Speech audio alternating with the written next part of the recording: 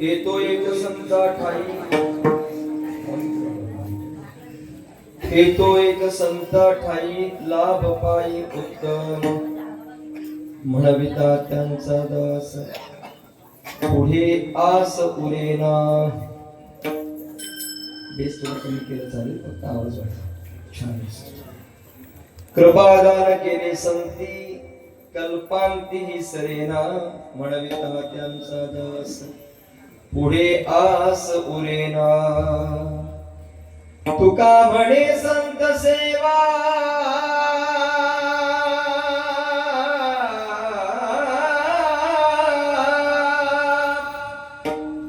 हे जी देवा उत्तम म्हणविता त्यांचा दास, पुढे आस उरेना.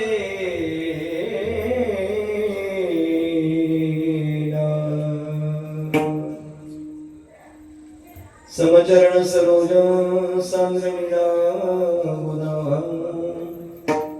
जगन विहित पाणी मंडल मंडला. तरुण तुलसी माला कंदन कंजनेत्रम, सदय धवलहासं विठ्ठलं चिन्तयामि. पांडुरंगाकरो प्रथम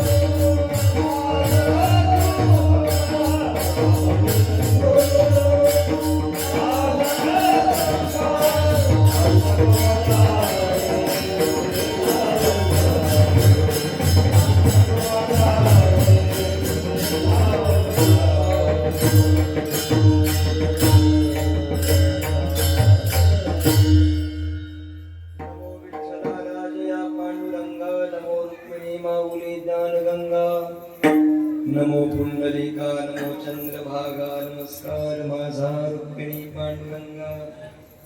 ओम नमो ज्ञानेश्वरा करुणाकरा दयाळा तुमचा अनुग्रह लादलो पावन धारो चराचरी. नमो सद्गुरु तुकया ज्ञानदीपा नमो सद्गुरु सच्चिदानंद रूपा. नमो सद्गुरु भक्त कल्याण मूर्ती.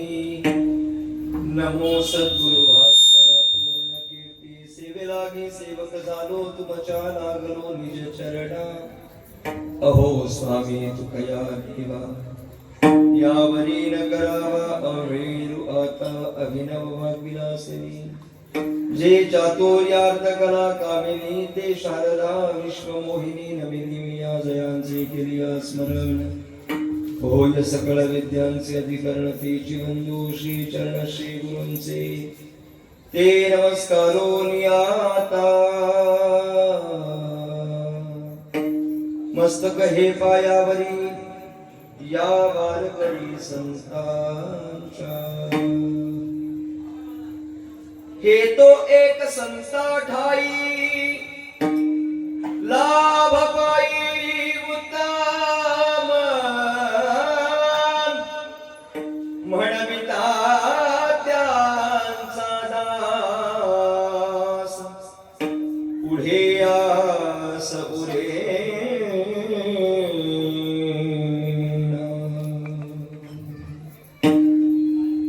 अखिल गुणनिधान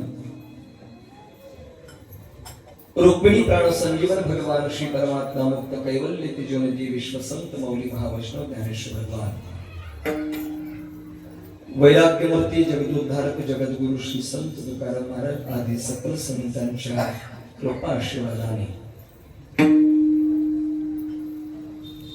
समस्त ग्रामस्थ मंडळ पेढी तथा पेढी कुंभारवाडी यांच्या संयुक्त विद्यमाने अथक परिश्रमातून आणि दानशूर दातृत्वाच्या माध्यमातून समस्त परिसरातील गुरुजन भाविक भक्त मंडळी आपणा सर्वांच्या प्रार्थने उपस्थितीमध्ये प्रदीर्घ वर्षाची परंपरा प्राप्त झालेला हा उत्सव ज्याला आपण अनादी काळापासून सुरू आहे असं म्हटलं तरी काही वावगं ठरणार नाही. असा अनादी काळापासून संपन्न होत असलेला उत्सव आणि ग्रंथराज ज्ञानेश्वरीचं पारायण, प्रवचन, कीर्तन आणि भजन आदी करून हे कार्यक्रम असतील. या उत्सवाचं हे सुवर्ण महोत्सवी वर्ष आणि तर निमित्ताने आयोजित केलेल्या उत्सवातील आजची ही 5व्या दिवसाची कीर्तन सेवा सद्भाग्याने माझ्या वाट्याला प्राप्त झाली. जगद्गुरु तुकोबारांच्या प्रासादिक वाणीचा आधार घेऊन बोलायचं म्हटलं तर तुका म्हणे मज न घडता सेवा पूर्व पुण्य ठेवा ओढावला पूर्वजन्माचं सुकृत पदरी शिल्लक असावं. आणि म्हणून या कीर्तन सेवेच्या माध्यमातून आपला समस्त देव तुले शोध मायबाप आपली सगळ्यांची सेवा करण्याची संधी प्राप्त व्हावी हे जीवनातील सद्भाग्य आहे. विठ्ठल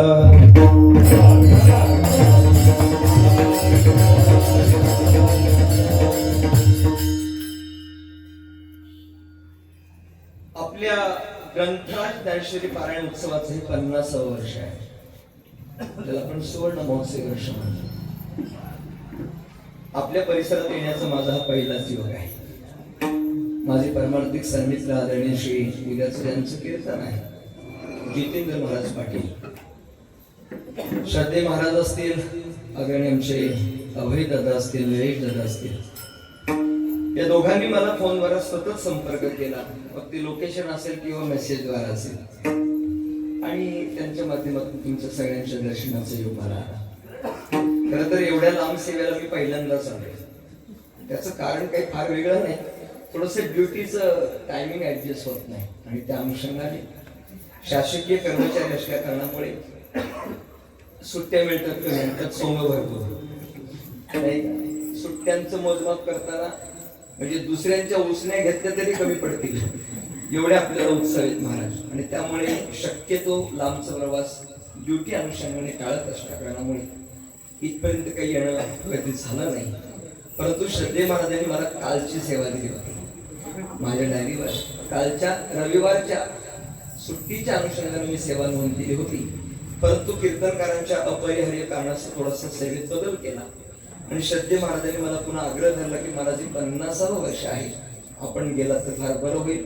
आणि निश्चित सांगतो की तुम्हाला गेल्यानंतरही आनंद वाटेल. आणि प्रामाणिकपणे आणि पवित्र हेतूने सांगतो मला आल्यानंतर आनंद वाटला, फार आनंद. खरं तर इथला उत्साह, इथलं वातावरण, इथला आनंद, मी प्रसाद घेतला तो प्रसाद पण छान होता बरं का, फार छान होता. फक्त आम्हाला थोडंसं स्वतंत्र जेवायची सवय लागली नाही का. पण पंक्तीमध्ये संगती पंगती देवा सवे घडी छान प्रसाद मला मिळाला आणि अगदीच भुकेला होतो दिवसभराचा आणि छानपैकी त्यांनी वाढणाऱ्यांनी पोटभर वाढलं, छान जेवण मिळालं. आता भोजनाने पोटाची तृप्ती झाली, पण एवढ्या लांबचा प्रवास केला, मनाची तृप्ती होईल की नाही प्रश्न होता. पण छान पंचपदी गायलीत महाराज तुम्ही, फार आनंद दिला. आणि मला इथे कौतुक महाराज सांगू का, कौतुक एका गोष्टीचं की आतापर्यंत जेवढं मी ऐकलं तुमच्याकडून ते संप्रदाय व्यतिरिक्त नाही गायलं, ते फार महत्वाचं आहे. आपण संप्रदायाची जोपासना केली पाहिजे आणि संप्रदायाची जोपासना करण्याकरताच आपला जन्म आहे एवढं आपण लक्षात ठेवलं पाहिजे. आणि 50 वर्षात काय मिळालं, हे रत्न मिळालं नाही. एवढ्या लहान वयात हा मुलगा इतका छान वाजवतोय, 50 वर्षाच्या सेवेचं मिळालं फळ. आता हा मुलगा कोणत्या गावातला आहे मला माहिती नाही, तो कुठल्या घरातले ते मला माहित नाही, पण कुंभारवाडी आधी करून या परिसरामध्ये 50 वर्षापासून हे उत्सव सुरू आहे. आणि त्याचं प्रतीक म्हणून या लहान मुलांचा सांप्रदायिक साधनेमध्ये जन्म होणं ही त्याची फलश्रुती लक्षात ठेव. छान वाजवलं मला, खूप मोठा हो, खूप मोठा. माझे आशीर्वाद तुला, माझे मला एवढ्या लहान वयामध्ये आज म्हणजे त्याला समज पण आहे. आणि त्या अनुषंगाने आपल्या संप्रदायाचं हे वैभव वाढणं, संप्रदायाला ही परंपरा, ही सगळी मंडळी, आणि या अनुषंगाने मला इथे आल्यानंतर आनंद वाटला. पण फार शुद्ध मंडळी आहात. माझा प्रवास थोडासा लांबचा असल्या कारणामुळे मी आयोजकांना थोडी विनंती केली की म्हटलं थोडंसं लवकर कीर्तन सुरू झालं तर बरं होईल. आणि आयोजकांनी अगदी नियोजित वेळेमध्ये कीर्तन सेवा प्रारंभ केलेली असल्या कारणामुळे मी माझ्या प्राप्त वेळेमध्ये म्हणजे नियोजित कीर्तन वेळेमध्ये कीर्तन सेवा थांबवण्याचा मी अल्पसा प्रयत्न करणार आहे.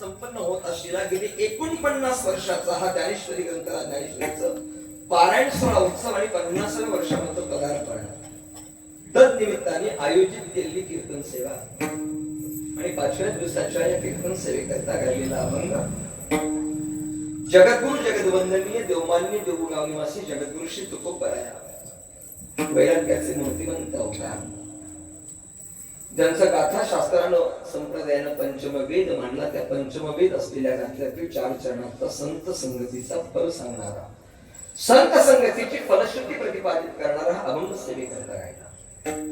जगद्गुरु तुकोबराया म्हणतात संतांच्या संगतीत राहिल्यानंतर आपल्या जीवनामध्ये काय प्राप्त होतं तर उत्तम लाभाची प्राप्ती होते. आता उत्तम लाभ प्राप्त करण्याकरता साधकाने काय केलं पाहिजे? महाराज म्हणतात काही करू नका, त्यांचं दास्यत्व स्वीकार. दास्यत्व कठीण आहे. नवविध भक्तीचा विचार केला तर दास्य भक्ती कठीण आहे, पण कठीण असलेली दास्य भक्ती थोडं दास्य भक्ती कठीण आहे. पण महाराज म्हणतात तुम्हाला कठीण असलेली दास्य भक्ती नाही स्वीकारता आली तरी जाईल, पण तुम्ही कमीत कमी त्यांचं दास म्हणून घ्या. तुम्ही त्यांचं दास जरी म्हणून घेतलं तरी तुमच्या जीवनामधील आसक्ती इच्छा ही संपून जाईल. महाराज कशाने संपून जाईल? अरे त्या संतांना शरण गेल्यानंतर त्यांचं दास्यत्व स्वीकारलं तर ते कृपेचं दान करतात. कृपा आणि दान हे 2 शब्द आहेत. त्याचा कृपा कशाला म्हणतात आणि दान कशाला म्हणतात त्याचा विस्तृत विचार आपण पुढे चिंतनात पाहणार आहोत. पण त्या संतांनी केलेल्या कृपादानाचा परिणाम असा आहे की त्यांनी केलेलं कृपेचं दान कधीच सरत नाही, कधीच संपत नाही. आणि अजून शेवटचं चिंतन सांगितलं, अशा संतांची सेवा केली की ती देवाला आवडते. आणि उलट परिशी विचार, संतांची सेवा करणं हेच देवाला आवडते. तुका म्हणे संत सेवा हेच देवा उत्तम म्हणविता त्यांचा दास पुढे आस देना. थोडासा पाडवेत असा असू शकेल, म्हणविता त्यांचा दास किंवा म्हणविता त्यांचे दास, याच्यापेक्षा काही फार बदल नाही पाहायला मिळणार. जगद्गुरु तुकोबराया प्रस्तुत अभंगाद्वारा संत संगतीच्या माध्यमातून प्राप्त होणाऱ्या फलाची फलश्रुती आपल्या समोर ठेवतात. पहिला मुद्दा असा आहे, संतांच्याच प्रमाणाचा विचार केला तर शास्त्रकाराने आम्हाला असं सांगितलं की जीवनामध्ये आनंदी राहायचं असेल, समाधानी राहायचं असेल तर 2 सूत्र माणसांनी पाळावी असं शास्त्र म्हणतं. पहिलं शास्त्र सांगितलं, मानवी जीवनामध्ये सुख प्राप्त करायचं असेल तर पहिल्यांदा गप्प बसायला शिकलं पाहिजे असं शास्त्र सांगतं बरं का. मौनम सर्वार्थ साधनम. मौन सगळ्यात महत्वाचे, पण मौन धरणं सोपं आहे का? सांगा, सोपं आहे का? सोपत नाही ना. मौन धरणं सगळ्यात कठीण आहे. मौन कोण धरतं? जे अल्पज्ञानी आहे, त्याच्याकडे ज्ञानच नाही, ते मौन धरतं. अजून बोलू का? जे परिपूर्ण ज्ञानी आहे तेही मौन धरतं. म्हणजे मधल्या टप्प्यात आहे ना, अरे अरे अरे ते गप्पच बसत नाही, ते गप्पच बसत नाही. हा, ज्याच्याकडे काहीच नाही ना ते बोलतच नाही. आता त्याला काही कळतच नाही तर बोलेल कुठला. आणि ज्याच्याकडे परिपूर्ण ज्ञान आहे ना तेही बोलत नाही, ते बोलत नाही, ते शांत राहत. हा, पण ज्याच्याकडे अपूर्ण आहे ते बोलण्याशिवाय राहत नाही. थोडस व्यवहाराचं उदाहरण सांगतो, लगेच कळेल. माता भगिनी, डोक्यावर ज्यावेळी तुम्ही 3 हंड्याची दूध घेता, 3 हंडे एकावर एक घेता, रिकामे असले तर घेणं सोपं आहे की नाही? रिकामे असले तर, आणि भरलेले असले तर, पूर्ण भरलेले असले तर, आणि अर्धा असेल तर काही गंमत आहे ना. रिकामा हंड्याची 3 एकावर एक जरी तिने थर लावला, 3 काय 4 घेतले ना तरी ती सहज इतके हात मोकळे सोडून जाऊ शकते. परतीच्या प्रवासाला 4ही हंडे डोक्यावरचे पूर्ण भरलेले असतील तरी ती हात मोकळे सोडून आपल्या सखीशी, आपल्या मैत्रिणीशी घरच्या गप्पा मारू शकते. पण जर यदा कदाचित तिच्या डोक्यावर एकच हंडा आणि तोही अर्धा रिकामा असेल तर महाराज म्हणतात ते फारच कठीण. ते तिला पण भिजवतं आणि तिच्या सहवासी तिला पण भिजवते महाराज. हो, हे काय? हे अर्धवट ज्ञान आहे. महाराज असं म्हणतात, जीवनामध्ये सुख प्राप्त करायचं असेल तर एक मौन धारण करा, आणि सुख प्राप्त करायचं असेल तर संगम त्यक्त्वा सुखी भवेत. संघाचा त्याग करा, संघाचा त्याग करा. आता शास्त्र सांगतं संघाचा त्याग करा, पण तो शक्य आहे का? शक्य म्हणजे माझून तुमचं इथेपर्यंत काहीच परिचय नाही.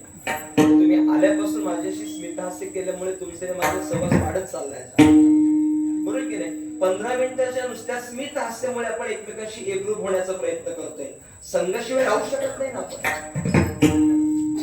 आपलं काय सांगतं दादा, ज्या भगवान परमात्म्याचे आपण अंश आहोत तो एकटा राहिला नाही. एकलेनी न कंठेची म्हणवनी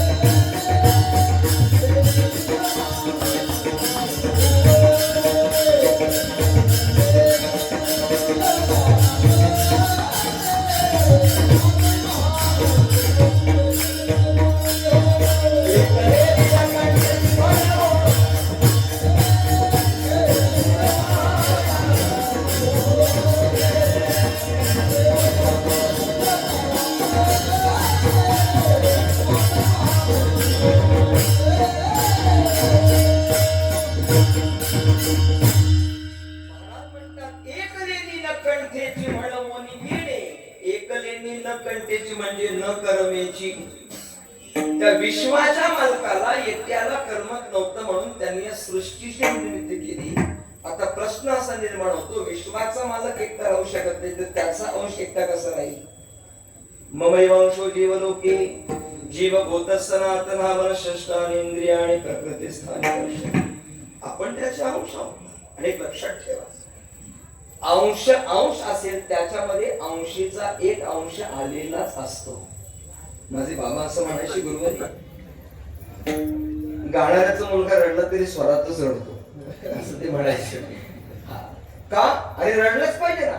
गाणाऱ्याचा मुलगा जर स्वरात नाही रडला तर त्याचं गाणं कसं म्हणायचं? नाही का? गाणाऱ्याचा मुलगा जर स्वरात रडत असेल तर विश्वाचा मालक त्याचा आपण अंश अंश आवेशकाला पूर्ण आणि पूर्णतम या 6 प्रमुख अवतारापैकी अंश अवतार आपण आहोत. त्या अंश असलेल्या अवतारामध्ये भगवान परमात्मा जो अंश आहे त्याचा एक अंश आल्याशिवाय राहत नाही. साधा नियम सांगतो, अगदी साधा नियम. आपण पंढरपूरच्या वारीला निघालेलो आहोत. आता वारीला जाता जाता प्रखर उष्णतेवरून डोक्यावर रस्ता पण तापलेला आहे आणि मग बाजूने सगळे ऊसाचे मळे आहेत, नाही का? सगळीकडे मळे असतात. एक त्यातलाच वारकरी होता, त्याने दिंडी प्रमुखाची परवानगी घेतली. जाऊ का मी? ऊस आणू का आपल्याला खायला? म्हणजे जाशील पण शेतकरी आहे का बघ, तर विनाकारण ऊस खायचं सोडशील आणि ऊसाचं दांडूकच मार खाशील. जरा विचारून म्हणजे आपण वारकरी, आपल्याला कोण विचारणार? काही काळजी करायचं का? मी जातो म्हणाला. गेला तो भक्ता इशी जाणं जे तेही उदास नाही ऊसात गेला महाराज तो. आणि गेले तरी ऊसाचं दांडू तोडून आणलं. शेतकरी नव्हतं, आणलं तोडून. आता वारकरी असणार आहे एकमेका देवमुखी. त्यांनी छोटे छोटे तुकडे केले, प्रत्येकाला खाऊ दिले. आता खाल्ल्यानंतर प्रत्येकाला जो आनंद मिळाला पाहिजे होता, ऊस तसा खाल्ला, इतका गोड लागला महाराज. अशा प्रमाणाच्या साली सुटल्या, अशा प्रमाणाच्या साली आल्या आणि छान गाऊ लागले सगळे. दिंडी चालकाने विचार केला, नुसतं ऊस खाल्ला तेवढे गोड गातात, याला पुढे गेला की ऊसाचा रसच पाचतो. पुढे रसवंती गृह होता. रसवंती गृह पाहिलं. दिंडी चालकाने सांगितलं, चला आपण सगळ्यात रस देऊ, मी देतो माझ्याकडून तुम्हाला. मग सगळ्यांना ऊसाचा रस दिला. आता ऐकताय तुम्ही, ऊस खाल्ला, गोड लागला. ऊसाचा रस प्यायल्यानंतर गोडच लागला. कोणीही विचार केला की मला शुगर किती आहे, माझी शुगर किती वाढेल? वारीत वाढतच नाही. वारीत शुगरचा विचारच नाही महाराज, कारण नाम गोड मुखातच आहे ना. ते कशाला शुगरचा विचार येईल महाराज मनामध्ये? सगळ्यांनी एक एक कप नाही, 2-2 रस प्यायले महाराज, 2-2 ग्लास प्यायले. आणि मग पुढे गेल्यानंतर साखर कारखाना होता.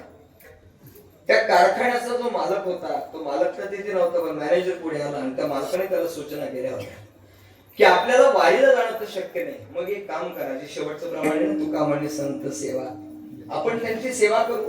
मग काय सेवा करायची? आपल्याला जाणं शक्य नाही, पण आपण यांचं तोड गोड करून पाठवू. म्हणून त्यांनी साखरेच्या गोणी समोर ठेवले. जो येईल त्याला चमच साखर अशा हातावर देत होता. दिंडी चालकाने सांगितलं, महाराज साहेब तुम्ही साखरच देणार असाल, तुमच्याकडे देण्यासाठी भरपूर असेल तर साखर देण्यापेक्षा गुळ द्या ना. ते म्हटले, का? गुळ द्या, कारण गुळ हा आयुर्वेद शास्त्रानं स्वीकारलाय. गुळ आणि हळद या 2 पदार्थांचं एकत्र मिश्रण करून चाटण केलं तर कफाचा नाश होतो महाराज. त्याने तो गुळ द्या. म्हणजे गुळ कशाला? गुळाच्या ढेपीस घेऊन जाणार म्हणे. आता बघा, ऊस तसा खाल्ला, गोड लागला.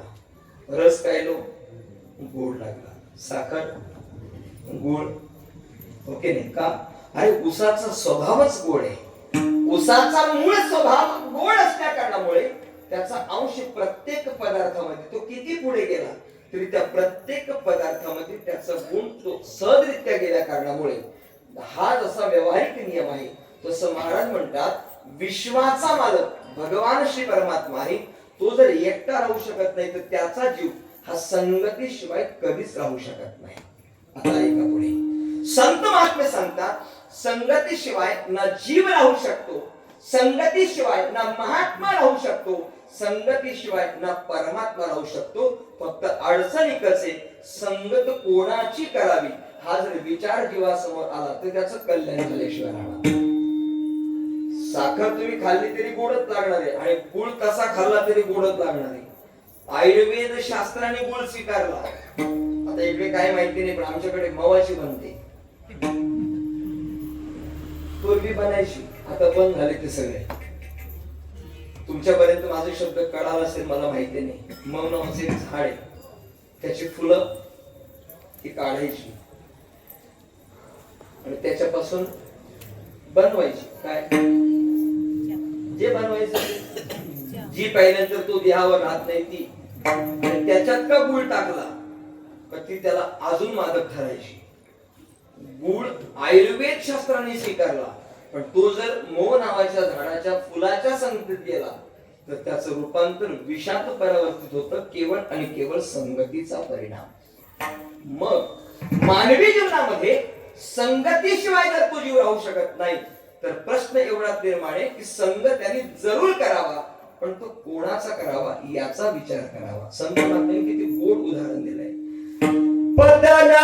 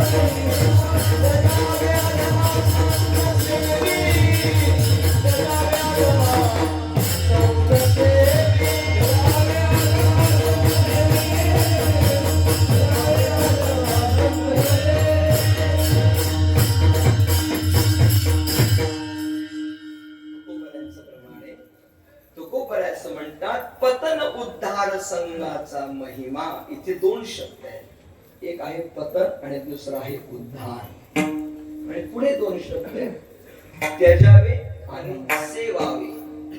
पुढे दोन शब्द आहेत, अधम आणि संत.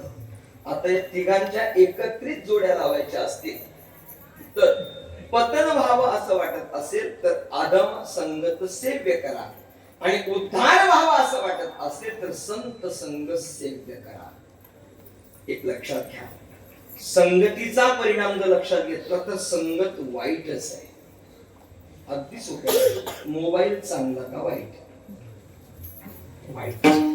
नक्की घरी गेल्यानंतर काय करशील? तुझं नाही रे राजा, माझं पण तेच आहे. मी पण झोपल्यानंतर अर्धा तास मोबाईल बघतो तेव्हा झोपतोय. माझं पण तेच आहे. नाही का? बाळाने सांगितलं मोबाईल वाईट आहे, आणि तसं वाईटच आहे. पण सांगू का, तू चांगला आहे महाराज. का चांगला आहे? कल्पना करा, आपण वारीला निघालो आणि वारीला निघाल्यानंतर आपलं ते लेकरू छोटस बाळ ते आई पुढे हट्ट करू, आजी मला पण यायचं बरं का तुझ्या वारी. तू नेहमी आली की सांगते वारीला असा आनंद असतो, वारीला अशी मजा असते, मला पण यायची तुझ्या वारीला. आई म्हटली नको राजा, एवढ्या लाखो जनसमुदायामध्ये तू चुकलास तर मला उगाच तुझ्या आईचे बोल खावे लागते. कशा करता येतो? तू आल्यामुळे सारखं तुला डोक्यात ठेवावं लागेल, त्या वारीत लक्ष लागणार नाही, कीर्तनाकडे लक्ष राहणार नाही, प्रवचन करणार नाही, भजन करणार नाही, तुझ्याकडे लक्ष ठेवावं लागेल. नको येऊ तू, मला यायचंय. बाळ हट्टा, मला यायचंय म्हटल्यानंतर तो नाही ऐकलं महाराज आणि निघाला आईसोबत. लहानसं बाळ ते निघालं. पण आईने सांगितलं निघालंच तर माझं एक काम कर. काय कर, तुला एक मोबाईल नंबर लिहून देते, तो माझ्या जवळ असेल, आणि दुसरा एक मोबाईल नंबर लिहून देते, तो तुझ्या घरी असेल, म्हणजे वडिलांकडे. अशी 2 मोबाईल नंबर तुला लिहून देते. तेवढी चिठ्ठी तू प्रत्येक वेळेला तुझ्या खिशात सोबत ठेव. आपल्या सोबत आपण बाजारात निघालो लोक चिठ्ठी सोबत ठेवायची. कशा करता, जर तुझ्याने माझी ताटातूट झालीच तर प्रत्येक चौकात पोलीस स्टेशन, पोलीस चौक्या उभारलेल्या असतील. जे कोणी पोलीस काका, ज्या कोणी मावशी, जे कोणी ताई, जे कोणी तुला अधिकारी मिळेल त्या अधिकाऱ्याजवळ जायचं. नेमकं दुर्दैवाची गोष्ट की दोघींची ताटातूट झाली. चुकलिया माय बाळ हुरहुरु पाहे. आजी तर नाहीशी झाली, आजी दिसे नशी झाली. आता कोणच दिसे ना, रडायला लागलं बाळ. बाळ रडतंय. त्याला पाहिल्याबरोबर एक पोलीस अधिकारी तिथे आला आणि त्याने विचारलं, काय झालं बाळा? काय नाही, माझी आजी माझ्या सोबत होती, पण या गर्दीमध्ये आजीच त्याने माझी ताटातूट झाली, माझी आजी हरवली इथे. असं चिंता करू नको. काय तुझ्या आजीचं नाव आहे सांग बरं. त्यांनी नाव सांगितलं, पण पूर्ण नाव सांगता येईल, कारण एकाच नावाच्या 1000 व्यक्ती तिथे आलेल्या असतील. प्रश्न पडला त्याला, पण त्या मुलाच्या लक्षात आलं. त्याने काका, मला आजीचं नाव माहिती नाही, पण हा बघा माझ्या आजीने माझ्याकडे चिठ्ठी लिहून दिली, तिच्यावर त्याचा मोबाईल नंबर आहे आणि माझ्या बाबांचा मोबाईल नंबर आहे. त्या अधिकाऱ्याने बाळाला जवळ घेतलं, त्याचं सांत्वन करण्याकरता त्याला काहीतरी खाऊ दिलं, एखादं खेळणं दिलं, आणि जो पहिला मोबाईल नंबर होता तो डायल केला. तो लागला तो थेट त्याच्या आजीला सांगितलं, अमुक ठिकाणी तुम्ही आहे, तुमचा नातू माझ्यासोबत आहे, त्याला तुम्ही घेऊन जा. मोबाईल चांगला का वाईट? लगेच बदलले बदलले. चला तुम्ही म्हणता मोबाईल सांगा. आपलं ग्रामीण भाग मी थोडं शहरातलं सांगतो, मुंबईच्या जवळ आहे म्हणून. आता मोबाईल चांगला असं तुम्ही म्हणाल, रात्री 2-2 वाजेपर्यंत मोबाईल जागा राहतो. काय करतो ते विचारू नका. हा, जर मोबाईल रात्री 2-2 वाजेपर्यंत जागा राहत असेल तर मोबाईल चांगला का वाईट? तुमचं काहीतरी एक निश्चित करा तोपर्यंत. तुम्ही आता वाईट पण म्हणालात, आता चांगलंही म्हणताय. मोबाईल चांगला का वाईट हा फार मोठा प्रश्न तुमच्या पुढे पडेल, पण मी एका वाक्यात उत्तर देतो, मोबाईल चांगलाच आहे, चांगलाच आहे. पण आपण जो त्याचा वापर करतोय, आपण त्याला ज्या पद्धतीने हाताळतोय, ते हाताळण्याची पद्धत चुकीची आहे. आज तुम्ही एखादा अभंग, माझंही प्रमाण नाही आठवलं, तुम्हालाही प्रमाण नाही आठवलं, करा बरं मोबाईलवर सर्च, लगेच सापडेल का नाही. मला भगवान परशुरामाचं दर्शन घ्यायचं, एवढ्याला याची गरज काय होती? मी घरूनच मोबाईलवर डायल केलं असतं, भगवान परशुरामाचं दर्शन मला तिथेच झालं असतं की नाही. मोबाईल वाईट कसं म्हणताय? परंतु आपण त्या मोबाईलवर सर्च या ऑप्शनला काय टाईप करतो, यावरून आपण कोणत्या टाईपचे आहोत हे कळतं. चालीवरून ओळखायचा कोणत्या चालीच आहे, लगेच लक्ष देतात त्यातलाच आहे. फक्त फरक इतका गतीकडून ट्रान्सफर इकडे झालंय. कीर्तनकार सुद्धा युट्यूब बघून ऐकू नका, हात जोडतो नाही महाराज. फार पुढे चाललो आपण, पुढे चाललो. संप्रदाय शेवटच्या श्वासापर्यंत संपणार नाही, कोणाला संपवता येणार नाही. वारकरी संप्रदाय, अरे ज्याचा कापडी भगवान शंकर आहे, संप्रदायाला संपवतो कोण? संप्रदाय संपणार नाही, पण संप्रदायाला कुठेतरी कलंकित करण्याचा प्रयत्न केला जातो, लक्षात ठेवा. हे फार महत्वाचं आपण लक्षात घेतलं पाहिजे. ज्या संप्रदायाच्या अनुषंगाने विचारांची पेरणी होणार आहे, ज्या संप्रदायाच्या अनुषंगाने विचार, positive thinking is a most important in our life. आपल्या जीवनाचा सगळ्यात महत्वाचा घटक आहे सकारात्मक विचार, आणि सकारात्मक विचारधारा देण्याचं काम जर कोण करत असेल तर तो केवळ हा विचारपीठ या ठिकाणी देत असतो. आणि आपण त्यावर कुठल्याही प्रकारच्या कशाही, किती सात्विकता पाहिजे माणूस त्याच्यामध्ये. माझ्या चिंतनाचा मुद्दा नीट आहे का? एखादी माहिती सर्च केल्यानंतर तो तुम्हाला सांगतो ओपन लिंक आणि क्लोज लिंक. तुम्ही ठरवायचं की ही लिंक ओपन करायची किंवा न करायची. चांगली असेल तर करावी आणि वाईट असेल तर तिथंच एक्झिट व्हावं. हे आपल्या हातात आहे. पण आपण जर का ते बघत बसलो तर तासाचे दीड तासाचा दिवस कधी होईल कळणार नाही. मोबाईल वाईटच आहे महाराज, पण आपण त्याचा विचार करत असताना तुम्ही त्याला कोणत्या पद्धतीने हाताळताय याच्यावर जसं अवलंबून आहे तसं संगत चांगली आणि वाईट याचा विचार केला. संगत चांगलीच आहे, पण तुम्ही कोणाच्या संगतीत जाताय हाही मुद्दा महत्वाचा आहे ना. आता तुम्ही धरली मंथरेची संगत, त्याला राम काय करेल? मंथरेच्या संगतीमुळे प्रभू रामचंद्राला वनवासात जावं लागलं की नाही? माता कैकेयीचे कान फुगले मंथरेने. तुम्हाला वाटतं मंथरेला गेली? पूर्वी एकच होती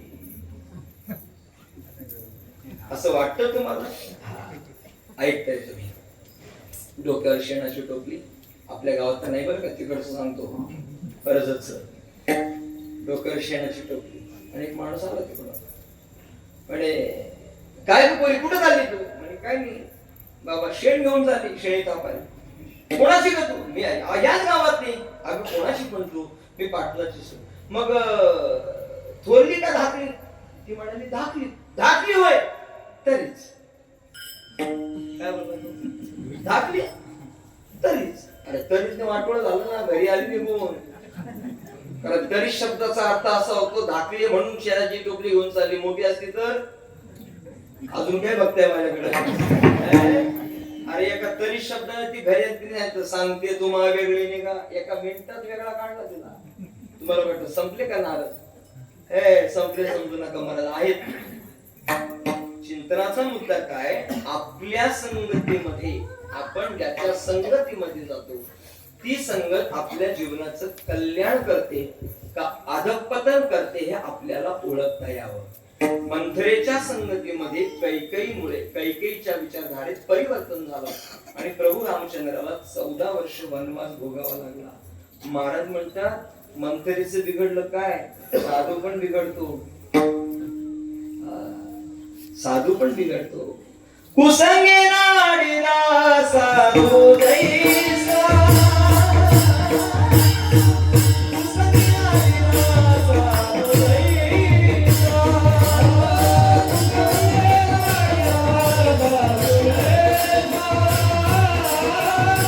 कुसंगे नाडीला साधू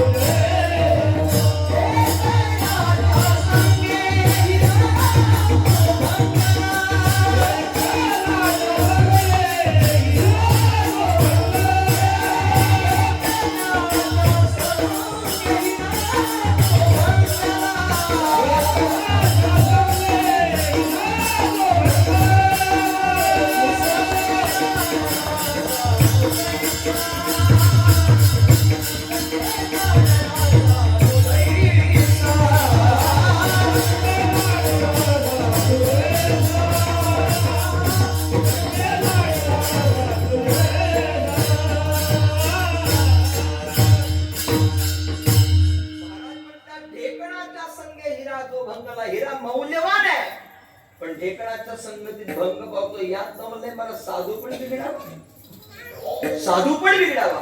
हा केवळ आणि केवळ दृष्ट संगतीचा परिणाम आहे.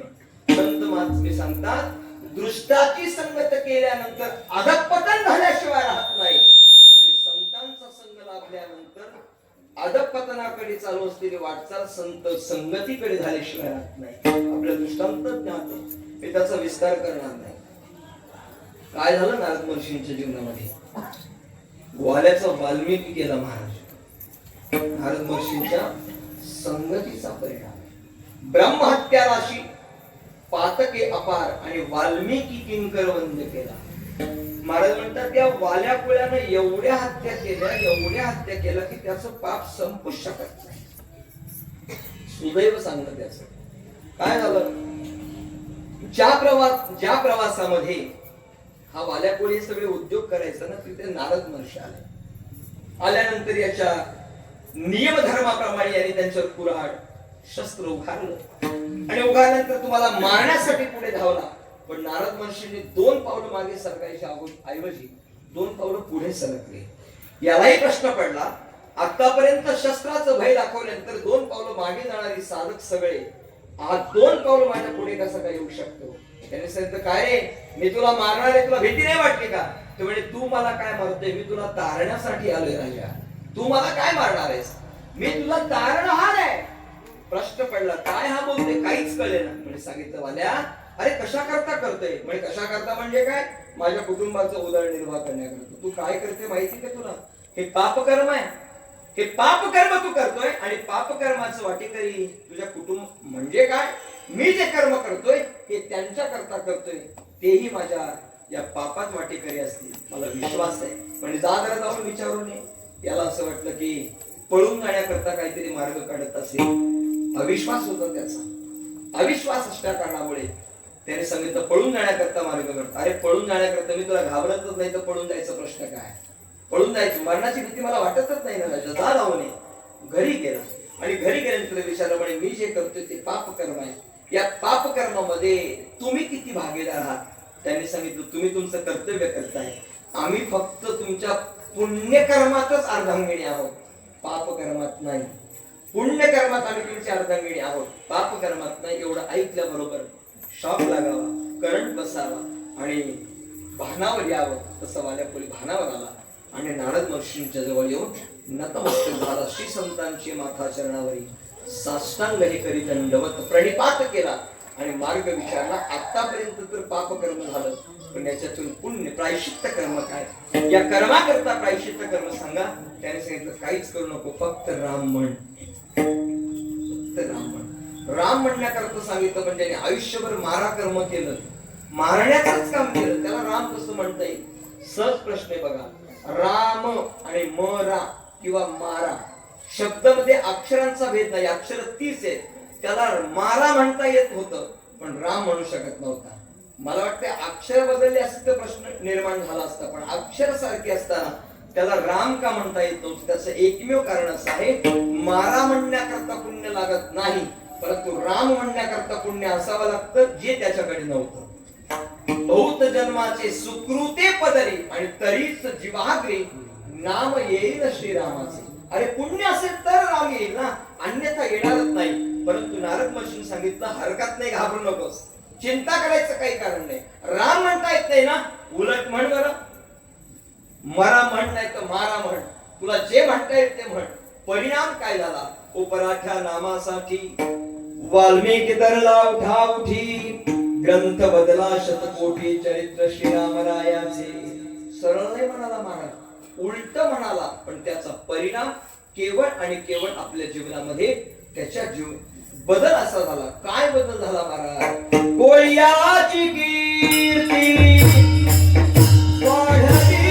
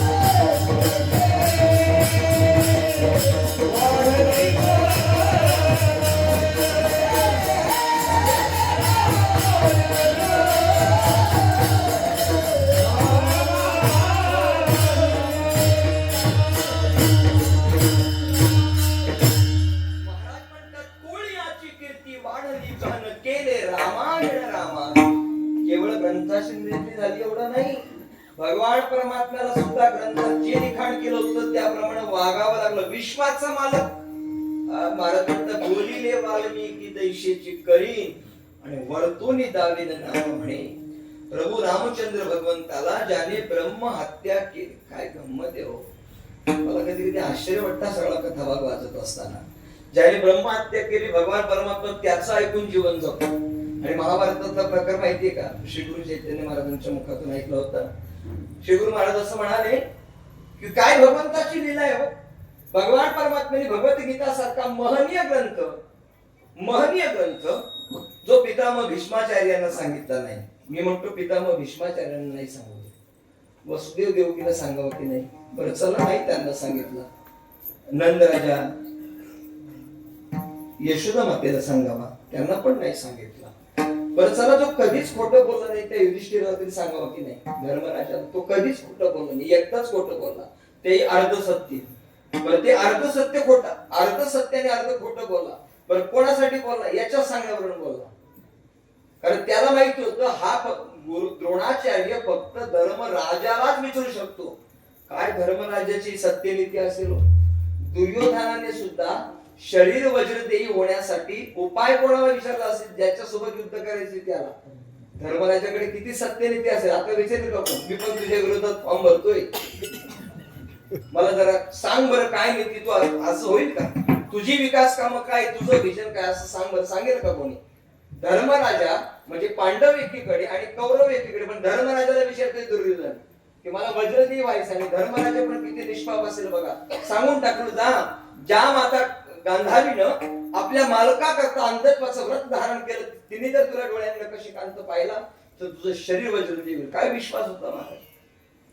हो, त्या धर्मराजाला नाही सांगितलं. बरं एकदाच खोटं बोलला. याने सांगितलं तुलाच विचारतील द्रोणाचार्य. अश्वत्थामा मेल्याची बातमी पसरवली, कोणालाच विचारणार नाही, तुलाच विचारतील. फक्त एवढंच बोल, अश्वत्थामा गता. अरे मी खोटं बोलू? हो खोटच बोल. नरोवा कुंजरोवा.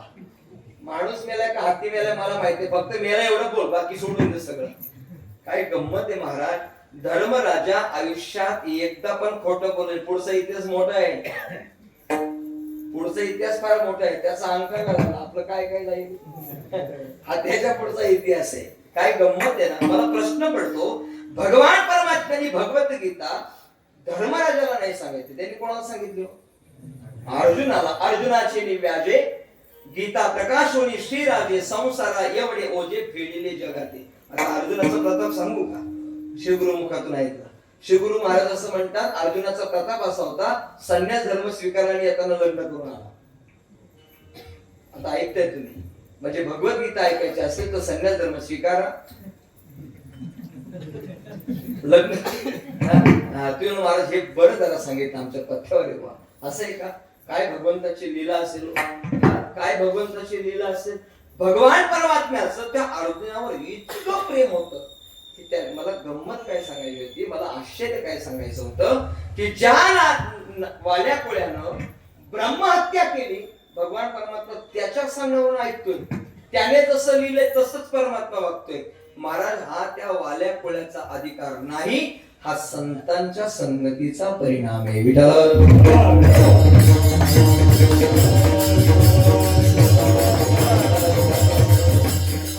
मानवी जीवनामध्ये संगत फार महत्वाची आहे. एकतर नियम असा आहे, न करी रे संग राही रे निश्चळ आणि लागो नेती मळ ममतेचा. एकतर संग करू नको, कोणाचा संग करायचा नाही. आणि जर करायचा झाला तर संगत संतन की करले. महाराज म्हणतात संग करायचा झाला तर तो संतांचा करावा. कशा करता? महाराजांची एक हरिपाठातली 2 परस्पर विरोधी प्रमाण सांगतो. अभंगात प्रवेश. महाराज असं म्हणतात की मनाच्या मार्गाने गेला तो तेथेच मुकला. मनोमार्गी गेला तो तेथेच मुकला. आणि तेच त्याला पर्याय सांगतात संतांची संगती. काय गंमत आहे बघा. एकच प्रमाण, एकच हरिपाठातलं प्रमाण आणि परस्पर विरोधी प्रमाण.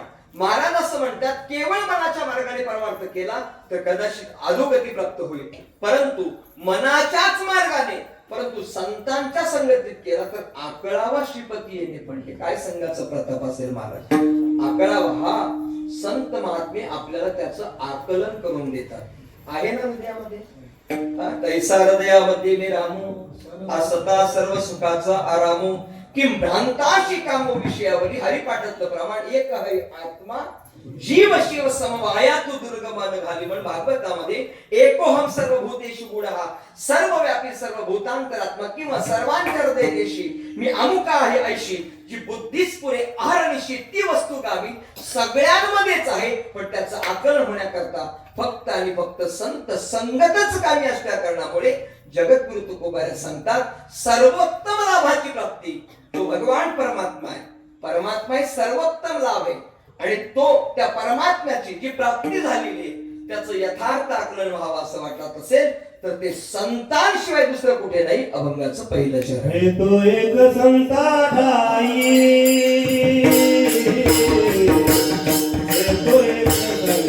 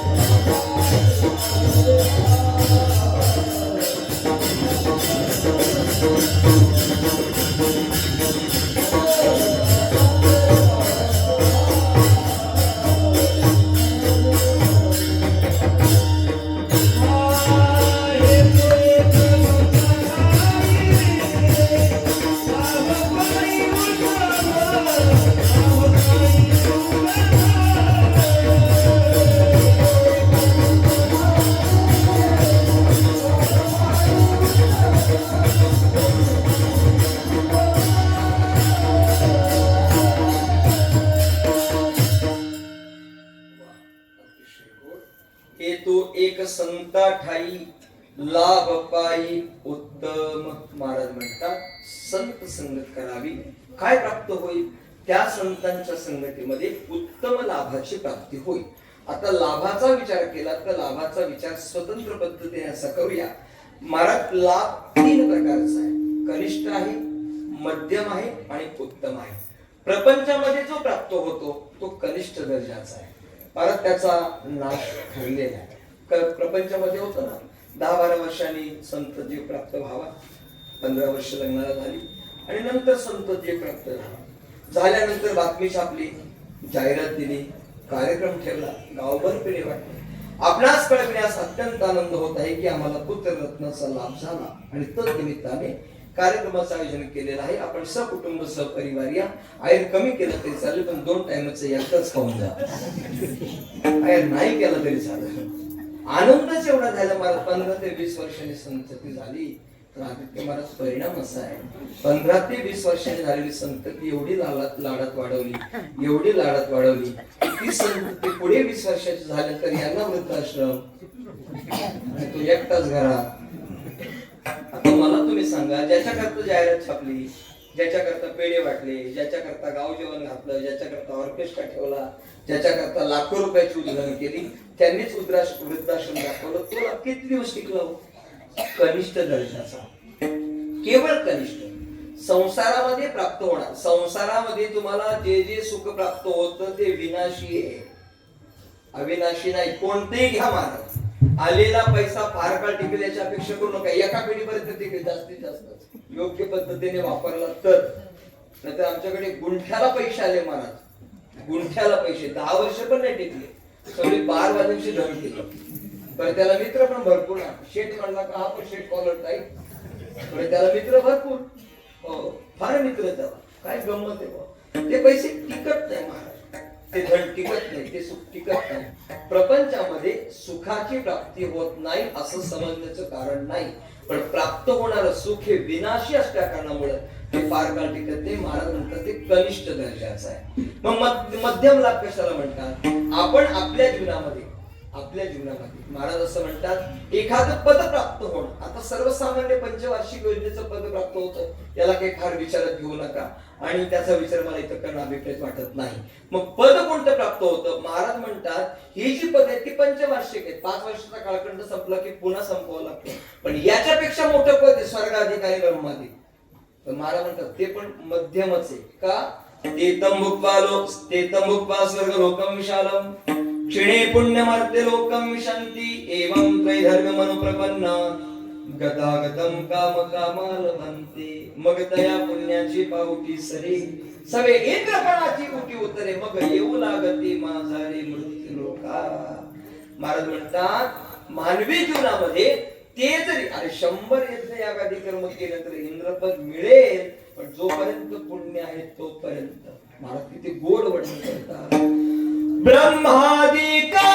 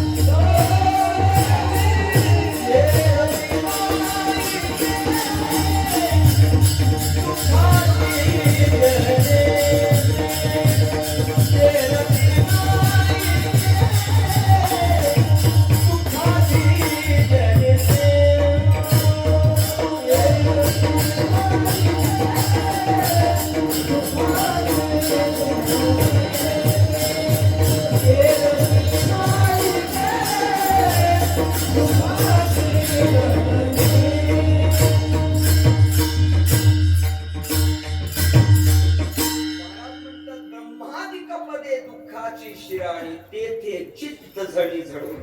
ब्रह्मादिक पद प्राप्त होणं पण दुःखच आहे. तुका म्हणे जाती पुण्य क्षय अधोगती. पुण्य संपलं की परत पदासाठी आगे. मग प्रपंचात प्राप्त होतो तो कनिष्ठ लाभ आहे. अधिकार संपन्न प्राप्त झाल्यानंतर ब्रह्मादिक पद स्वर्गाधिक पद प्राप्त होणं हा मध्यम लाभ आहे. आणि महाराज म्हणतात उत्तम लाभ जर कोणता असेल तर तो परमात्मा आहे. उत्तम लाभ. महाराज म्हणतात त्या लाभाचा विचार जर केला तर ते सर्वोत्तम आहे. भाग्याचे ते भाग्य धन्य ते संसारी साठविती हरी हृदया माझी. भाग्य कशाला म्हणावं आणि भाग्यातम भाग्य कशाला म्हणावं? भाग्य आहे प्रपंचातलं आणि भाग्यातम भाग्य कोणतं असेल तर तो हरी आहे. महाराज म्हणतात तो हरी तो आत्मलाभ कुणाच्या संगतीत प्राप्त होत असते तर तो संतांच्या संगतीत प्राप्त होतो. उजळले भाग्याता अवघी चिंता वारली, संत दर्शनी हा लाभ, पद्मनाभ जोडीला हा लाभ. पद्मनाभाची प्राप्ती आपल्या जीवनामध्ये कोणामुळे होत असते तर ती संत संगतीमध्ये होते. आणि म्हणून त्या संतांची संगत करावी. अडचण एकच आहे, साध्य प्राप्ती करत असताना साधन निर्दोष असावं, पण इथं साधन थोडस सदोष आहे महाराज. तुम्ही म्हणून काय सांगताय, देव प्राप्ती करता साधन संत संगत आहे, फक्त सदोष असं आहे की ती दुर्लभ आहे. संतांची संगत दुर्लभ आहे. बहुनाम जन्मना म्हणते ज्ञानवान माम प्रपद्यते, वासुदेव सर्वमितीस महात्मा सुदुर्लभ. महाराज म्हणतात चंद्रामृत सुखे सेववीर, आस्था जाता रवी धरवेल, बाह्य हेरा सागर तरवेल, परित्या साधूची भेट न होईल का. होती दुर्मिळ आहे महाराज. पण सांगू का, दुर्मिळ असणारी भेट जरी असली तरी सुद्धा साधकाला, साधक ज्या वेळेला साध्य प्राप्ती करता साधनेत आरूढ होतो ना, त्यावेळेला त्या संतांच्या जवळ जावं लागत नाही, ते संत आपल्या जवळ येत असतात. हा सिद्धांत आहे. पण साधकाने काय करावं, साध्य प्राप्ती करता साधना करावी. तुकोबारांचं प्रमाण सांगतो, सापडविले वाटे, हा सापडविले ना का तुकोबारा गेले, तुकोबारा मी चाललो होतो पण तेच आले मला शोधत शोधत. सापडविले वाटे जाता गंगा स्नानाने, मग मस्तकी तो जाणार ठेवला. जुनी कीर्तनकार मंडळी सांगायची, त्यांच्या मुखातून ऐकलं होतं. ते असं म्हणायचे, झाडावर पोपट, झाडावर पेरू पिकला की पोपटाला आमंत्रण द्यावं लागत नाही, असं जुनी कीर्तनकार मंडळी सांगायची. फक्त पेरू पिकला पाहिजे, पण पेरू पिकेपर्यंत दम काढीत नाही बा. ते दम नाही काढीत. एकदा फळ फुलाचं रूपांतर पाळत चालू ना, ते पडतच खाली. हो, आपल्यामुळे का हे सगळं चाललंय ना, माझ्यामुळेच. मलाच कळतो, समजायचा पेरू आता पडणार, पेरू पडणारच. हा एक लक्षात ठेवा, भगवान परमात्म्याने ज्याची नेमणूक केलेली आहे ती नेमणूक विचारपूर्वक केली. बरं, ते कोणाला पण देत नाही. आपल्या जीवनामध्ये प्राप्त झालेलं सद्भाग्य कोणामुळे पण भेटत नाही, त्याला भगवंताची कृपा असावी लागते. महाराज असं म्हणतात की त्या झाडावर तो पेरू परिपक्व दशेला प्राप्त झाला की पोपट येतो आणि त्याचा जसा आस्वाद घेतो, तसं साधकाची दशा ही साध्य प्राप्तीच्या बाजूने चालत राहिली. मला काहीतरी वाटलं पाहिजे आपल्याला, आपण परमार्थ करतो की नाही, कशा करता करतो परमार्थ, कधीतरी आपल्याला वाटलं पाहिजे त्या देवाला भेटता आलं पाहिजे. काय उद्धार पावेल, काय कृपा करेल नारायण, ऐसे सांगा तुम्ही संत जन करा समाधान चित्त माझे. किती गोड प्रमाणे महाराज. कधीतरी आपल्याला असं वाटावं, देव कृपा करील माझा,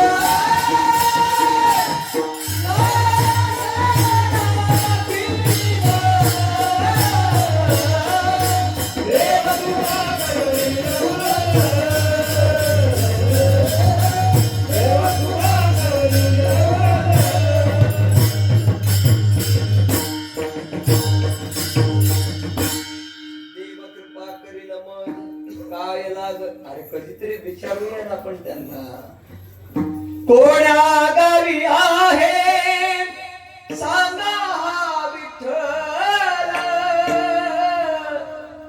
कधीतरी विचारलं का आपण, कधी भेट होईल. पण आपल्या जीवनामध्ये आपण कशी अवस्था प्राप्त करावी, ती अवस्था प्राप्त झाली की ते संत आपोआप येतील. हो, संत येतील. महाराज म्हणतात ते संत भेटल्यानंतर काही करू नका, त्यांचं दास्यत्व स्वीकार. एक लक्षात घ्या, नवविध भक्तीचा विचार सांगत असताना नवविध प्रकारची भक्ती सांगितली. श्रवणम कीर्तनम विष्णू स्मरणम पादसेवनम अर्चनम वंदनम दास्यम सख्यम आत्मनिवेदनः. नवविध प्रकारची भक्ती आपण नवरात्रीमध्ये ते अनुभवतो की नाही. आता त्याच्यात वेगवेगळे प्रकार आले. इकडे मला माहिती नाही काय प्रकार आहेत, पण वास्तविक पाहता नवविध प्रकारची भक्ती 9 दिवस केली पाहिजे. आता उपासाचे प्रकार पण बदलले महाराज. पायात चप्पल न घालणे, दिवसभर काहीच न खाणे आणि पहिल्या दिवशी जी भाजी खाऊ तीच 9 दिवस खाणे, हे सगळे प्रकार सुरू झाले. 9 दिवसाला 9 रंगाच्या साड्या परिधान करणे, हे काय शास्त्रात नाही बरं का. हे उगाच त्यांनी चोचले पुरवले आणि तुम्ही घेऊन चालला, बाकी दुसरं काही नाही. एक साडी जर कमी पडली तर दुर्गा माताच येते बोलायला.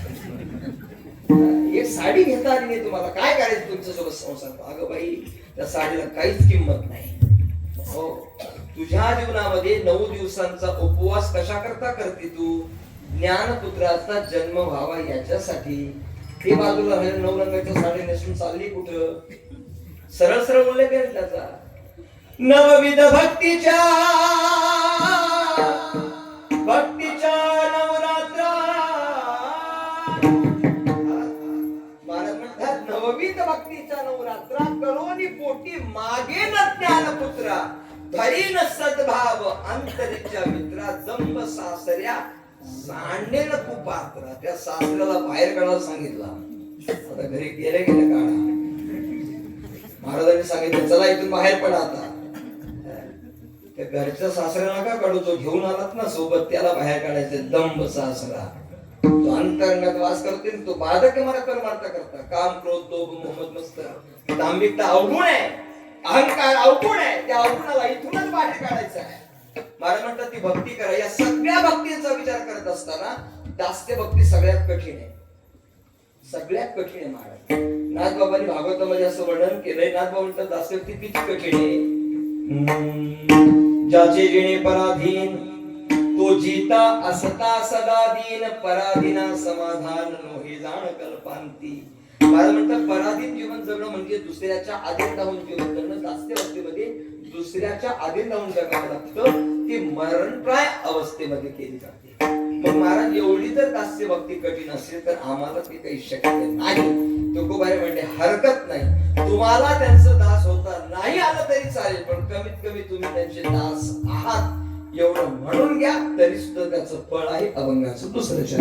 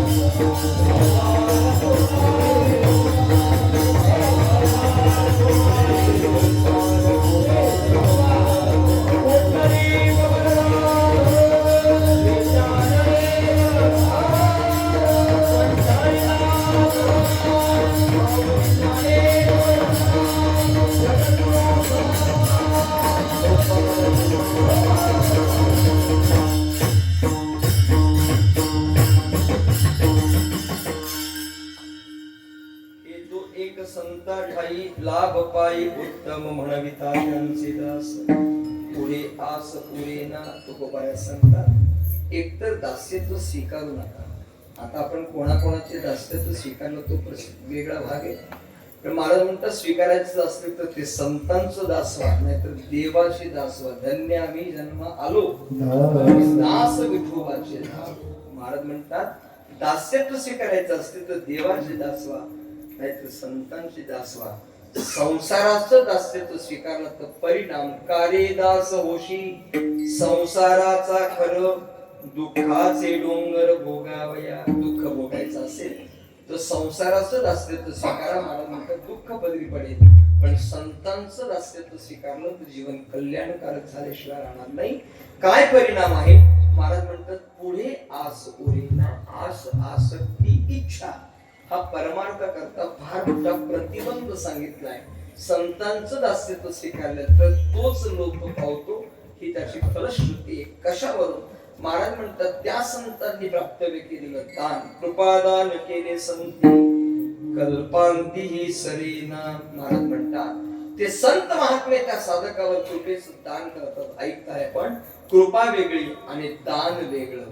कृपा न मागता केली जाते तिला कृपा म्हणतात आणि मागून घेतलं जातं त्याला दान म्हणतात. हो त्याला कृपा म्हणतात. न मागता केली जाते ती कृपा आहे. पैठण क्षेत्रामध्ये ब्राह्मण सभा भरली आणि त्या ब्राह्मण सभेने सांगितलं आत्म्याचा संवाद सांगितला. सर्व खलविदम ब्रह्म तो परमात्मा वेगळा. सगळे खलिवाद चालू होता.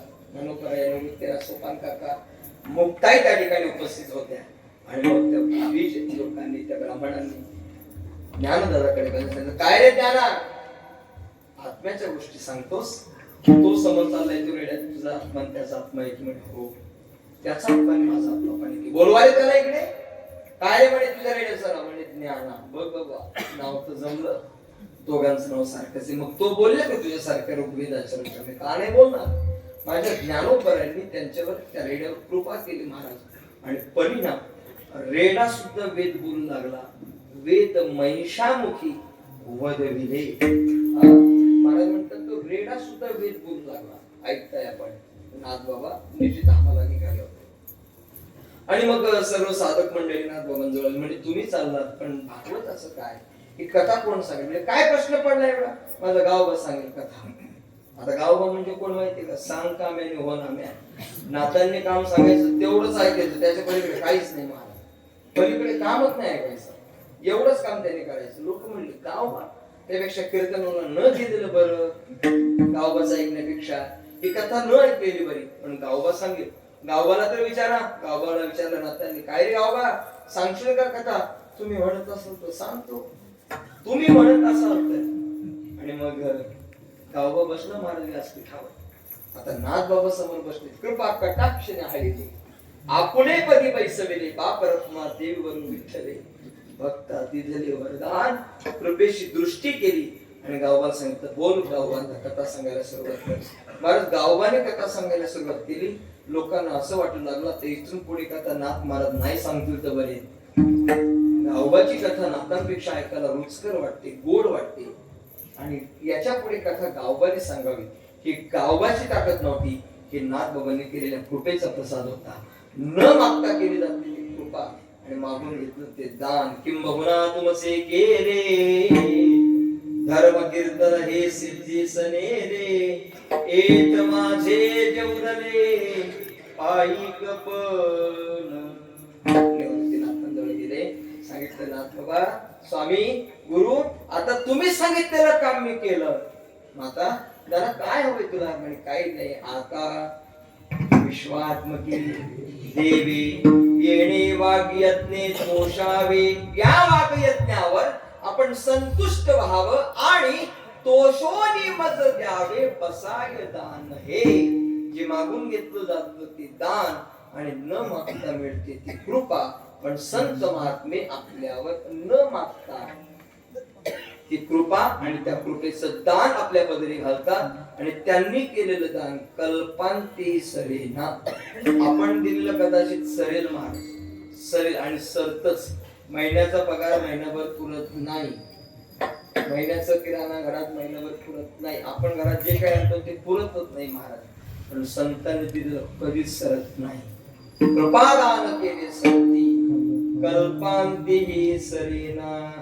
असे जे संत आहेत तुकोबाऱ्या सांगतात दोन प्रकारानं. एक, त्या संतांची सेवा केली तर त्या देवाला आनंद होतो, आणि अशा संतांची सेवा केल्यानंतर देवाला आनंद होतो.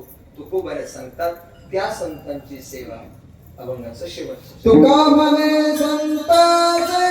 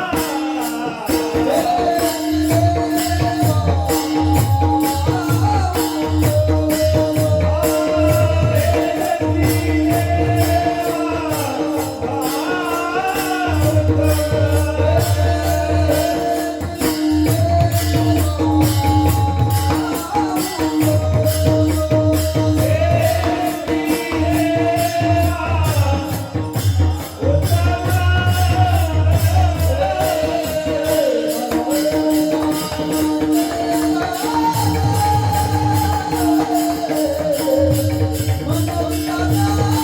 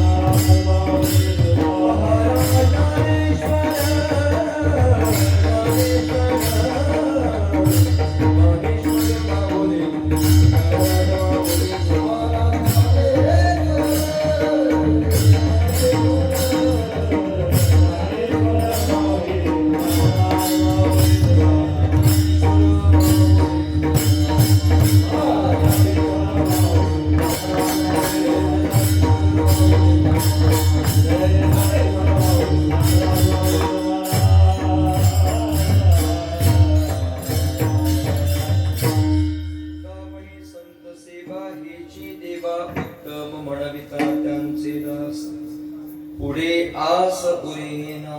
संतांच्या संगतीमध्ये प्राप्त होणाऱ्या फळाचा विस्तृत विचार अभंगाद्वारा जगद्गुरु श्री तुकोबाराय करतात. मी आता जाता जाता शेवटचा एक संदेश आपल्या समोर ठेवतो. संतांची संगत प्राप्त होईल की नाही माहिती नाही, प्राप्त झालेल्या संगतीत लाभ होईल की नाही तेही माहित नाही, त्यांनी प्राप्त करून दिलेला लाभ टिकेल की नाही तेही माहित नाही. फक्त एकच शेवटचं लक्षात ठेवा, तुका म्हणे संत सेवा. करता आली तर संतांची सेवा करा आणि नाही करता आलं तर गप्प बसा. पण संतांची अवहेलना, संतांची टीका करणं, जर संतांवर टीका केली तर संतांची सेवा केल्यानंतर देवाला आवडत असेल तर टीका केल्यानंतर राग येतच असेल, आणि देवाला जर का राग आला तर तो काट्याने काटा काढतो. हे कायम लक्षात ठेवा. आम्हाला कुठली एकादशी न बिकादशी, एकादशी म्हणाला गप्प बसा. आम्हाला कुठला सोमवार न बिमवार, सोमवार म्हणाला गप्प बसा. पण एवढं अवहेलनास्पद बोलला तर त्याचा परिणाम सांगतो. वर्षातून एक आजार असा येतो आणि मग त्याला माणसं बघायला गेले की तो सांगतो, रामभाऊ फार वाईट झालं. मग काय झालं? अरे महिना झाला नुसतं सलाईनवरच ये सोमवार बिमवार सगळे वसूल केले देवाने. महिनाभर ते बोलत होता ना, एक उपवास नाही तुला, हे सगळे नुसत्या पाण्यावरच काढले. बटाट्याची भाजी नाही ना, खिचडी पण नाही, नुसत्या पाण्यावर, नुसत्या फळांकडे बघत बसणारी खाईत होती. तू खातो का? चव नाही, चव राहीलच कशी? चव देवानेच घालवली. त्यामुळे करायला ते सत्य नाही. संतांची स्तुती करू नका, नका करू. संत त्याला संतांशी तो नाही सन्मानाची चाल, संतांना त्याची गरज नाही मान, पण नाही करता ते करू नका. पण कमीत कमी संतांचं अवलंबन होईल, संतांचं विडंबन होईल, संतांना वाईट बोललं जाईल असं करू नका. मग काय करा? संतांची सेवा करा. काय करा? काही नका करू, फक्त जप करा, त्यांच्या नामाचा उच्चार करा. तेवढं जरी केलं तरी महाराज म्हणतात, तुका म्हणे संत सेवा हेच देवा उत्तम म्हणविता त्यांचे दास पुढे आस उरेना. यथामती अवकाश या अभंगाचं चिंतन करण्याचा प्रयत्न केला. प्रतिवर्षाने संपन्न होणारा हा उत्सव ग्रंथराज ज्ञानेश्वरीचं पारायण आणि आदी करून भजन कीर्तन प्रवचनादी कीर्तनादी कार्यक्रम याला हे सुवर्ण महोत्सवी वर्ष प्राप्त झालं. तसा आपला उत्सव अनादी काळापासून चालू आहे याची मला जाणीव आहे. परंतु ज्ञानेश्वरीचं पारायण आणि ग्रंथराज ज्ञानेश्वरीच्या पारायणानंतर प्रवचन कीर्तनादी भजनादी कार्यक्रम अशा अनेक कार्यक्रमांनी युक्त असलेला हा उत्सव आज 50 वर्ष पूर्ण होत आहे.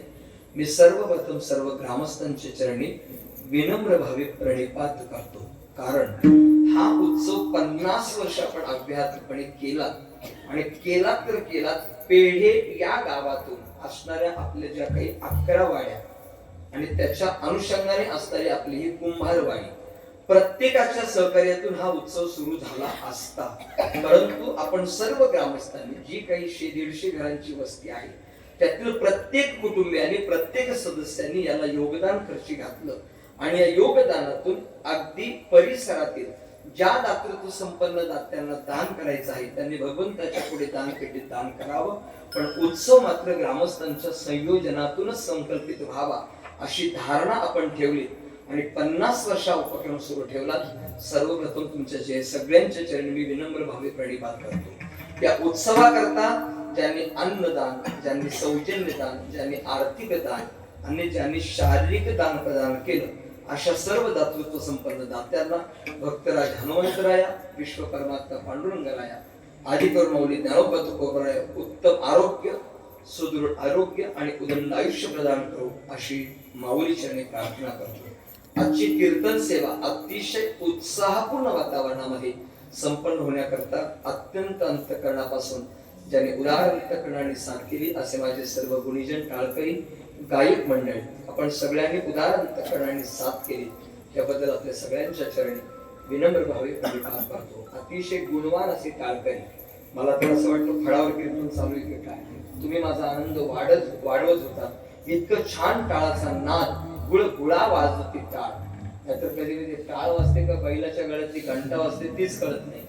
पण तुम्ही टाळ वाजवत होता आणि तो टाळ इतका प्रतिसाद मला देत होता की मला चालीचं स्फुरण होत होतं आणि त्याला आपल्या सगळ्यांचं सहकार्य प्राप्त झालं.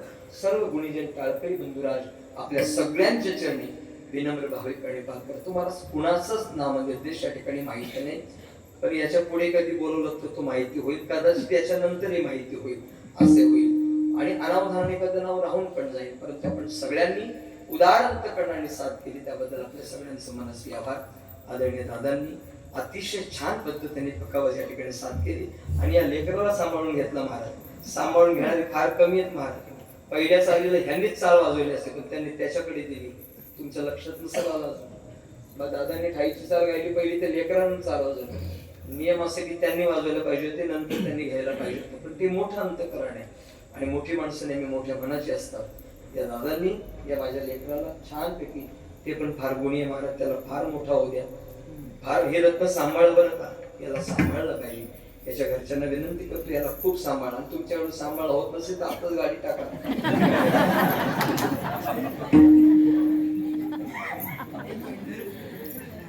तुम्ही ना द्या मला, तुम्ही नाही देऊ शकत, तुमचं पण सोबती आहे ना, तुम्ही दोघं पण चला. गाडीत 2 सीटर जागा आहे, अतिशय चांगलं गुणी आहे मुलगा. बाबांची होती म्हणून वाजवली पाहिजे.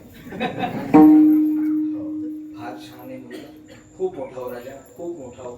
आपण बाहेरून आले की खांद्यावर घेऊन नसले तोरण आस्वाद आला, यांना मोठं करा. आणि बघा हीच पुढे संप्रदायाचा अवस्था जोपासल्यात महाराज. अतिशय चांगली मंडळी आहे, तुम्ही दोघांनी छान साथ केली माझ्यासोबत. माझा दीप या ठिकाणी आलाय, मी त्याला दुपारीच फोन केला, आज सोबतच या 2 दांड्या होतात ना. आता आम्ही 4:30-5 ला घरी जाणार, उद्या उठले तर पूर्ण कामावर जातील, कोणी यायला तयार नाही. बघा माझं सहकारी, माझं सारथी नेहमी सोबत असतो. प्रदीप दादा येऊनकर बाहेर बसले, म्हटलं दादा आराम करा, ते आपल्या परिसराची माहिती पण आहे त्यांना. म्हटलं दादा तुम्ही आराम करा. त्यांनी सांगितलं बाबा तुम्ही गाडीत झोपा, आम्ही बघतो का असेल ते. आता हे दोन्ही सोबतच नंतर काय चिंता आहे. माझं दीप आणि आदरणीय प्रदीप दादा या ठिकाणी माझ्यासोबत आले, त्याने धन्यवाद. आपण बहुसंख्येने उपस्थित राहिलं आणि अतिशय शांतपणाने कीर्तन ऐकलं, मी तुमचा मनपूर्वक आभारी. देव तुले शुद्ध मायबाप, आपल्या सगळ्यांच्या पवित्र चरणी विनम्र भाविक प्रणिपात. या दोघांनी माझं शूटिंग, माझं कीर्तन रेकॉर्ड केलंय, शूट केलं. युट्यूब आहे की मला माहित नाही, पण त्यांनी शूट केलं. उद्या कदाचित ते त्यांच्या जवळ संग्रहित राहील किंवा ते प्रदर्शित करतील. त्या दोघांनी धन्यवाद. 3 मोबाईल आहेत, माणसं 2 असेल, एक ठेवून कुठेतरी बाजूला लाईव्ह आहे का, अशा तिघांनाही धन्यवाद. आणि ज्यांनी माझा आवाज अतिशय चांगल्या पद्धतीने तुमच्यापर्यंत पोहोचवला, सुज्ञ ऑपरेटर, अतिशय जाणकार आहेत ते. बोलताना आवाज कसा असावा आणि गाताना इकोचा रिवर्ब किती असावा याचं चांगलं ज्ञान त्यांच्याकडे असल्या कारणामुळे त्यांनी फार चांगली साथ केली. तुमचं मनपूर्वक आभार व्यक्त करतो. आणि माझी तरुण मंडळी, तुम्ही छान कीर्तन ऐकलं, दादांनो ऐकलं पाहिजे. कीर्तनासाठी तरुणा भाग्यवंत नट्यहरी कीर्तनात. आज काही मंडळी कमी आली असतील, क्रिकेट खेळून दमली असतील, ती त्यांना उद्या घेऊन या. मॅच पण खेळायची मैदानी खेळ सगळे खेळायचे, चांगले बॉडी बनवायचे, नक्की चांगले केलंच पाहिजे. पण ते सगळं करताना 7 दिवस इथं राहायचं, कीर्तन ऐकायची, जेवण वाढायची, साफसफाई करायची, सगळी कामं, क्रिकेट खेळा, कबड्डी खेळा, मैदानी खेळ खेळा, सोडायची नाही. आपली संस्कृती सोडायची नाही महाराज, चांगली बॉडी कमवायची. पण 7 दिवस या धर्म कार्यामध्ये तुम्ही आलं पाहिजे. सतरंजा उचलायचे, तुम्हाला नाही टाळायचं नका वाजू, नाही तुम्हाला गाताला नका गाऊ, सतरंजा उचला. यांना पाणी द्या तरी तुम्हाला पुण्य भेटेल, यांची सेवा करा तरी पुण्य भेटेल. धर्म कार्यात आपलं जीवन व्यतीत झालं पाहिजे. जास्तीत जास्त तरुण मंडळी या उत्सवाकरता सहकार्य करतील अशी अपेक्षा व्यक्त करतो. आणि वाढलेल्या वेळेबद्दल करा क्षमा अपराध, झालेली सेवा प्रभूचरणी समर्पित. माझी 2 संरक्षक, माझे 2 झालं पाहिजे, झालं हे 2 चोपदार, धन्यवाद. विणेकरी बाबा त्यांना धन्यवाद. झालेली सेवा प्रभूचरणी समर्पित करून वाणीलांच्या पुरता पूर्ण विराम. विठ्ठल जय